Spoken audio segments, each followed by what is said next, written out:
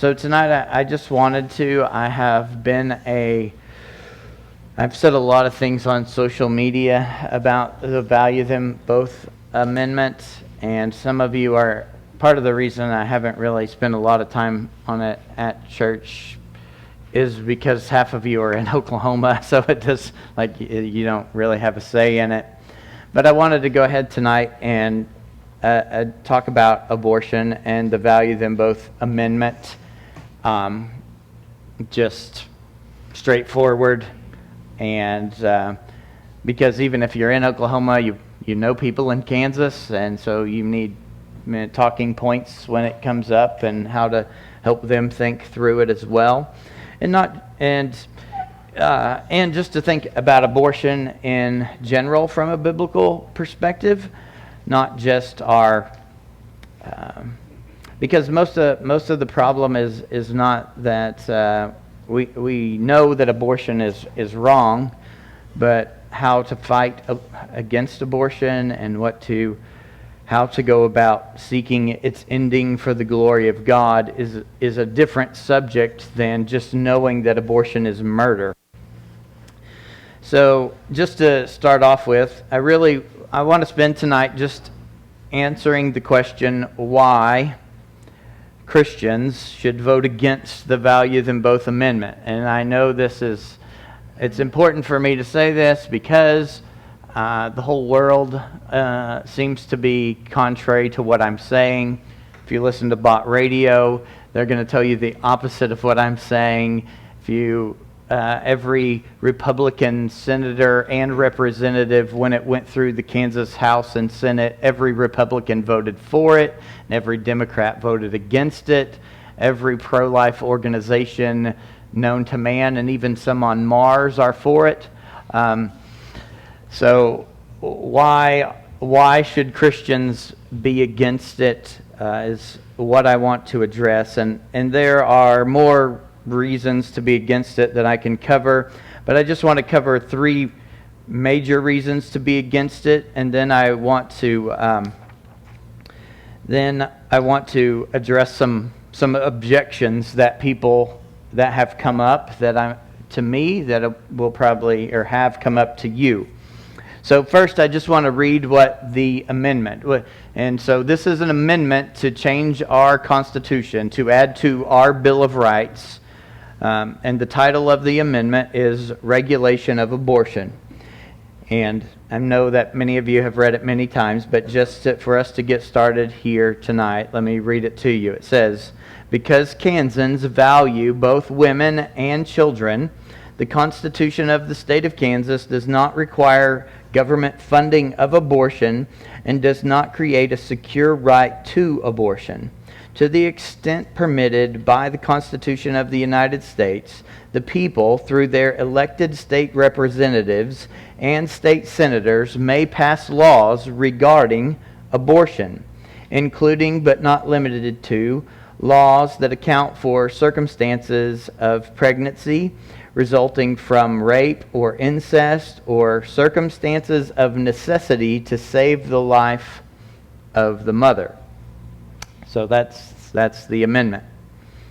And this amendment, of course, most of you know, is a response to the Kansas Supreme Court's decision in 2019, which was two medical doctors challenged, which then was SB 95, about a ban on partial birth abortion in Kansas.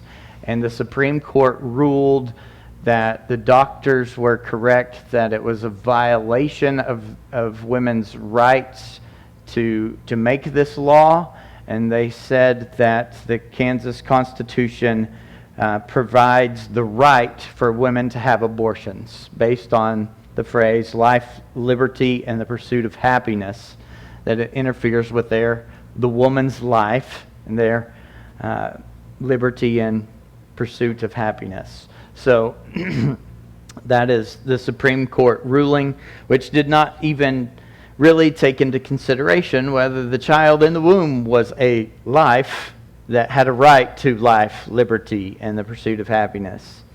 So first reason I want you to see that Christians ought to vote against the value them both amendment is that the amendment assumes that we're only going to be making laws regulating abortion.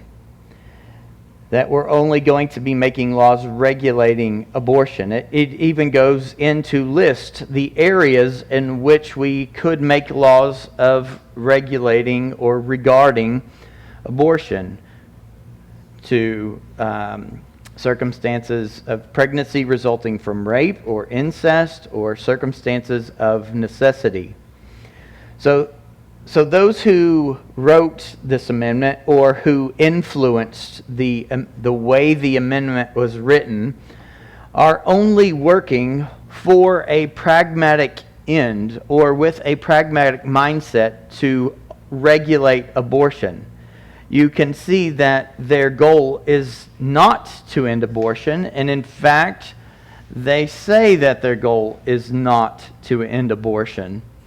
So how can we as Christians go in and support something that those who are the spokespeople for it say our goal is not to end abortion? It's like saying our goal is not to end murder. How can we support something like that?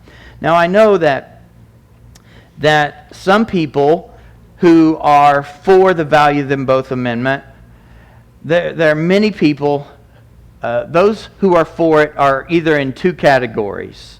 They're either people who don't believe we should abolish abortion, and therefore we should only regulate it. You know, it's bad, but it's not horrible, so let's just make laws that kind of shape it, regulate it. They don't necessarily want to completely stop it. And I would say that's the vast majority of people that are supporting the value them both amendment, is that they don't actually want to hinder abortion from fertilization. They want to make laws about 20 weeks and after. They want to make laws maybe about pain, when the baby can feel pain, or when there's a heartbeat, or these kind of things. And they say as much because they say the value them both amendment is to protect the laws that have already been made in Kansas. And those laws are about those type of things. So their goal is only to protect laws that say you can't murder children at this stage and with this, and about clean facilities and safe environments, but you can murder children here. So they don't want to end abortion. Then the other people that are voting for this amendment are people who would love to see abortion completely abolished, but they simultaneously think that it's impossible. It would be great if we could abolish abortion, but I don't think that's a possibility, so I'm just going to go ahead and vote for this because we can't have what I want to see happen, and this is the best we can do, so we're going to go ahead and sacrifice the best for this because it's the best we can do. They've given up on absolute obedience to God. They're not thinking that God is bigger than everyone else. They're forgetting trust God. And they're forgetting we are called as Christians to obey God and leave the outcome to Him. Instead, they are thinking, well, nothing can be done. Someone asked, well, what is the probability that we abolish abortion if the value them both amendment does not pass? And I would answer that question by saying, I don't know. What would be the probability of David killing Goliath? What would be the probability of Daniel making it through a night in the lion's den? What would be the probability of Gideon with 300 men killing thousands? That is how you respond. When God tells you to do something, if the Lord is with you, you just do what the Lord says. We are not We are not sitting here going, I wonder, should I figure out what the probability and statistics of winning are before I try to win? Before I try to do what God says? Do you do that with any other part of your life when you're seeking God's will? I don't know. What is the probability that my marriage is going to be successful before I enter it? What is the probability that, that being a part of this church it's not going to blow up in my face later? I don't know. Just be obedient to the Lord is what we're called to do. So, regulating murder is evil. Making no laws about abortion, about murder, is evil, but also regulating what God says to abolish is still sin.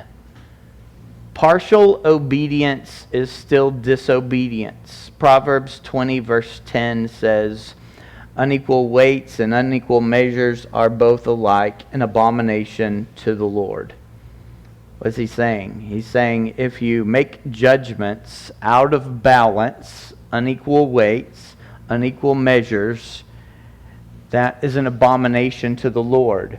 So if you're making a law that lets murderers go free, that would be injustice. If I said, let's make a law that anyone who kills white males don't have to face any penalties. Don't say that too loud. Yes, somebody's probably already said it. That would be injustice. We're called to protect all of life. Deuteronomy 1, verse 17, "You shall not be partial in judgment. You shall hear the small and the great alike. You shall not be intimidated by anyone, for the judgment is God's."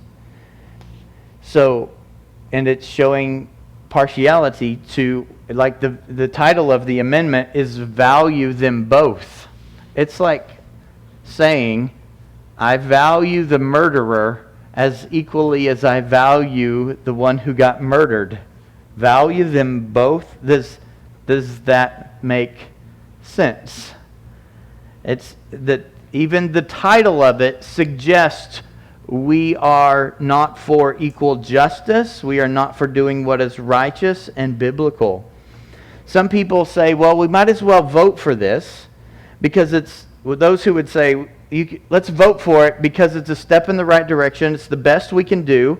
Well, Romans 3:8 would say, people were accusing Paul, and they would say, "And why not do evil that good may come? As some people have slanderously charged us with saying, and their condemnation is just." God condemns attempting a good outcome through evil means, and presenting something that is unjust and then hoping it accomplishes something good. Well, that is unjust. You're attempting to pursue justice through injustice. And you can never bring about justice through injustice. You can never bring about righteousness by pursuing sin. God can, but we cannot. So there are other reasons that regulating abortion is bad, is a hindrance, is evil, an abomination. One of those reasons is because all regulations make abortion legal in some sense. So like the Ten Commandments, all of the Ten Commandments, most of them are in the negative form. You shall not murder, the sixth commandment. Right? You shall not commit adultery. Let's go with that one. You shall not commit adultery. It's in the negative, but every one of the Ten Commandments, though it is stated in the negative, has a positive implication. So if you say, you shall not commit adultery, what is God saying? Well, He's saying, treasure sexuality in marriage. May it be a joy and a good thing. So when there's a negative statement, there's a positive statement being said as well. And so when someone makes a law that says you cannot murder children in the womb after 20 weeks, even though it's stated in the negative, the positive implication is also there, which says you can murder babies before 20 weeks. It is a permission. And so voting and striving for laws that regulate actually hold up sin in some sense. Second, regulations are a hindrance because all regulations make it harder to abolish abortion. All regulations make it harder to abolish abortion. All of them. Think about it this way. I wrote some of this before Roe versus Wade came out a few weeks ago. But think about the case that went before the Supreme Court. It was the Mississippi case that said it was a 15-week ban. Once a child is past 15 weeks in the womb, you can't murder the child. So that went to the Supreme Court. Now, probably some of the people in Mississippi who made that law wanted abortion to be completely abolished. And they voted for this 15-week law thinking, well, at least this will save some babies. It will save some because they won't do it.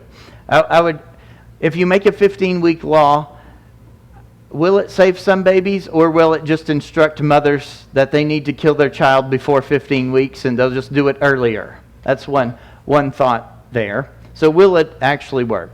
Let's just say maybe it would save some babies, and so we're going to vote for this 15-week ban. Now it goes all the way to the Supreme Court, and the Supreme Court looks at the law, and we're all hoping all summer, what is the Supreme Court going to say? Are they going to overturn Roe? Are they going to overturn what they said in 1973? And our hope would be that they would say, well, the 14th Amendment protects all life, and therefore you cannot kill any babies whatsoever. That would be our hope. Wouldn't that be our goal, what we would want them to say? But how can we challenge the Supreme Court to make that ruling when we're doing it with a rule that violates the very rule we want? You're saying we're challenging the Supreme Court with a law that says you can kill babies before 15 weeks, and we want you to say babies are protected from conception by the 14th Amendment. No. You see how that actually pushing a law that regulates murder actually hindered the court from ruling that that a baby is protected from conception. How can they rule that way? The same thing in Kansas in the 2019 decision, the partial birth abortion law. What did they want our state Supreme Court to say? Didn't we want them to say that life, liberty, and the pursuit of happiness applies to the child in the womb? Well, how can the Supreme Court come to that decision when you're challenging them with a law that denies the very thing that you want them to say? So those regulations are actually a hindrance. And the only way we will ever get the Supreme Court, whether in our state or federal, to say that a child is protected by the 14th Amendment is to challenge them with a law that upholds what we say we believe. We believe from conception that a child is a child created in the image of God and should be protected by laws the same way as you and I are protected. And so by pushing continual regulation, we have hindered and we have kept abortion legal. What if Mississippi would have made an outright law the other way and it went to the Supreme Court? What would the Supreme Court have done? I don't know the answer to that question, but I know they won't say it's protected by the 14th Amendment if you're challenging that with something that violates what you're asking. And neither will the Kansas Supreme Court. And so this is why regulating abortion is actually a hindrance to abolishing abortion. You know what would have happened if Roe versus Wade would have been turned over 6 months after it was enforced? Like, let's say 1973, Roe versus Wade was passed, and they said that there's a right to an abortion. And then 6 months later, they said, oh, we made a mistake. You know what probably would have happened? Is that most states would have went immediately back to banning abortion completely. And you know why that's not happening right now? It's because pro-life regulated laws have been ingrained into each state, so that even though Roe has now said it goes back to the states, well, the states have ingrained abortion into their law by pro-life regulations. Pro-life regulations are keeping abortion legal in most states. And if we would have done what God said, we wouldn't be regulating what He says to abolish. And these regulations have hindered and are hindering abolishing abortion. The Bible considers the child in the womb as a child. In Exodus 21, 22 to 25, it says, if men are struggling with each other and strike a woman with the child so that she gives birth prematurely, yet there is no injury, he shall surely be fined as the woman's husband may demand him, and he shall pay as the judges decide. But if there is any further injury, then you shall appoint as a penalty life for life, eye for eye, tooth for tooth, hand for hand, foot for foot, burn for burn, wound for wound, bruise for bruise. There's no time frame. There's no viability. It doesn't say if the child is viable. If there's no time frame of the woman's pregnancy. It just says the child is born prematurely. Also in Psalm 139, of course, it tells us that God formed my inward parts. You wove me together in my mother's womb. I give thanks to you, for I'm fearfully and wonderfully made. From conception, God is the one knitting the child together in its mother's womb. And to undo that is to be going against God. So the Bible teaches that children from conception are His work. But the value them both goal, and this text has been sent out to mass to people everywhere, and it says, this text message says, let's talk about the facts, not fear. Value them both doesn't ban abortion. Both mainstream media and legal scholars agree that's a scare tactic. Does that sound like a Christian argument? Does that sound like, oh, I'm basing my beliefs on God's Word? Or does that sound like secularism? Does that sound like pragmatism? It goes on. Value them both simply protects reasonable, middle-of-the-road limits on abortion.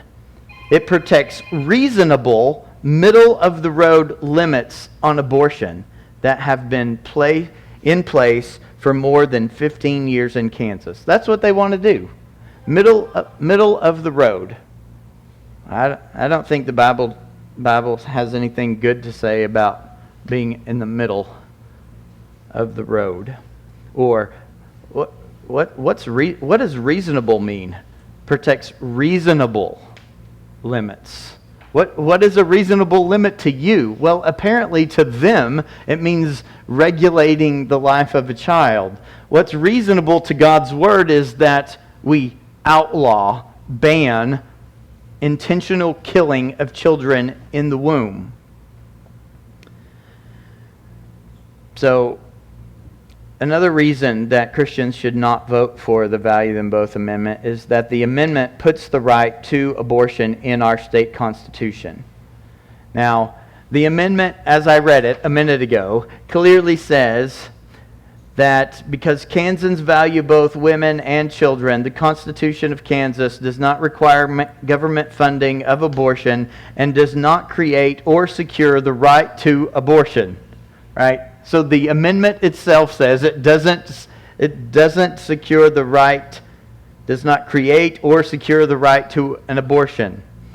But if you put something in your Constitution that says there's no right to an abortion, when your Constitution said nothing about abortion before, you're putting in something about abortion that wasn't there before, that you can make laws. And if you can make laws regarding abortion, what's going to happen if we made laws against abortion in our state? What about in 50 years? What about after you and I are dead? Since we have said we can make laws, can't they make other laws? Won't they be able to undo? We should not be putting this amendment in our Constitution because it is putting the right to abortion in our Constitution. The Kansas Republican National Committee woman, Kim Borchers, which many of you have shared this, but she said at a rally at the Capitol, the value them both goal is clear. We believe in reasonable limits placed on the abortion industry, safeguarding protections we have enacted over 20 years. And what is the truth? The truth is value them both does not abolish abortion. The amendment preserves existing laws that were passed with bipartisan support. You've heard that. I'm going to say it over and over again because that's the message we have to give, because the lies will be that this is trying to abolish abortion. That is a lie. There, straightforward. They have no plans to abolish abortion with this amendment. They only want to regulate it. And Kansans for Life is the lead in this. They are not, Kansans for Life does not want to abolish abortion. They will fight abolishing abortion. If you can regulate abortion, then you're not counting it as murder. And if you're voting to be able to regulate murder, then you're not being biblical. If you're voting for the right to regulate abortion, then you're not treating, you're being inconsistent. If you say, I believe a child is a child from conception, and then you vote to be able to regulate their life and death, then you are inconsistent. If you really believe that life in the womb is a child, you should never vote to regulate its death any more than you would vote to regulate anyone else's death, murder. So it will put into our Constitution the right to abortion. And furthermore, it hinders abolishing abortion. Putting this in our Constitution will hinder abolishing abortion. Kansans for Life stated clearly, we will continue to oppose legislation and policy initiatives that criminalize women who seek abortion. How do you outlaw something without criminalizing it? How do you say this is illegal but have no punishment for it?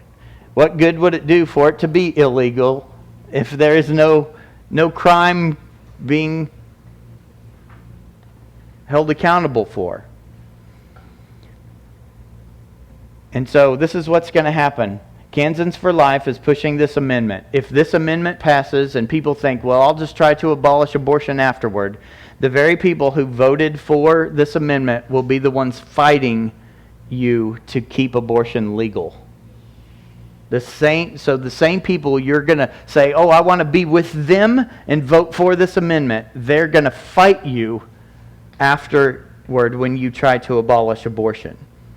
We don't need this amendment. It's not necessary. It's submitting to a false and ungodly ruling of our state Supreme Court. And our federal Supreme Court just overturned themselves without a federal amendment. And the Iowa Supreme Court in 2018 overturned themselves just a month ago without an amendment there. We do not need an amendment. And if we do, then we need a better one than this. It would have been easy for them to say, to define life and add 2 words if they wanted to amend our Constitution, that our Constitution protects life from conception, liberty, and the pursuit of happiness. It would have been easy to add 2 words, but that's because they don't want that. So here's some objections. Sometimes people say, well, if you vote against the value in both amendment, you're voting with pro-choice people. So I'm going to vote with sinners. And if you vote for it, you're going to vote with sinners. It's not really an argument. And the basis of whether we should vote, how we should vote or why we should vote on something is not why somebody else is doing it. Like, I can't... If that's your argument, you shouldn't have voted for... Trump because there was a lot of ungodly people voted for him, if you did. But you voted with ungodly people. Right? The basis of voting this way is not why other people are voting for it. The basis is, what does God say? And we should stand there. If you vote for it, you will still be voting with ungodly people, regardless. Another objection is, sometimes people say, well, at least it's a step in the right direction. William Wilberforce, when he was fighting slave trade, wrote a letter on abolition of the slave trade. And in that letter,